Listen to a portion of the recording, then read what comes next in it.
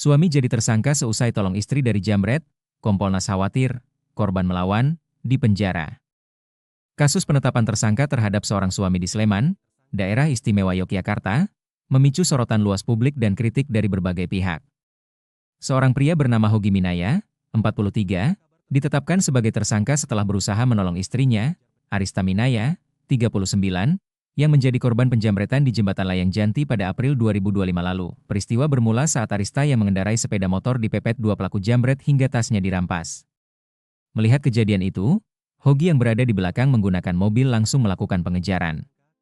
Aksi kejar-kejaran berujung kecelakaan fatal ketika sepeda motor pelaku kehilangan kendali, menabrak tembok, dan menyebabkan kedua jambret meninggal dunia di lokasi kejadian. Beberapa bulan setelah kejadian, Satlantas Polres Sleman menetapkan Hogi sebagai tersangka dengan alasan pembelaan diri yang dinilai berlebihan hingga menimbulkan kecelakaan lalu lintas yang menewaskan dua orang.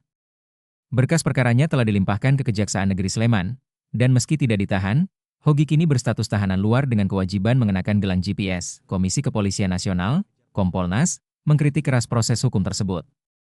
Komisioner Kompolnas Yusuf Warshim menilai tindakan Hogi merupakan bentuk ketahanan masyarakat dalam melawan kejahatan.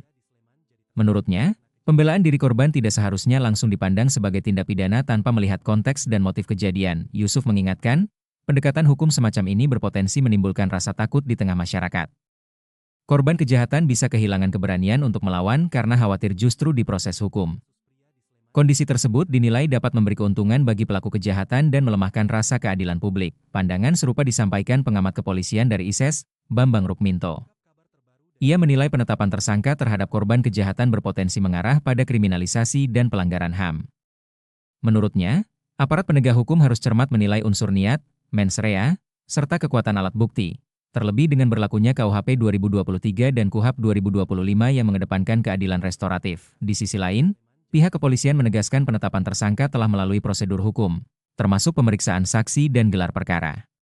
Polisi menyatakan langkah tersebut diambil demi memberikan kepastian hukum atas kecelakaan lalu lintas yang menewaskan dua orang. Kasus ini menjadi ujian besar bagi aparat penegak hukum dalam menyeimbangkan kepastian hukum dan rasa keadilan, terutama bagi korban kejahatan yang bertindak spontan demi melindungi diri dan keluarganya.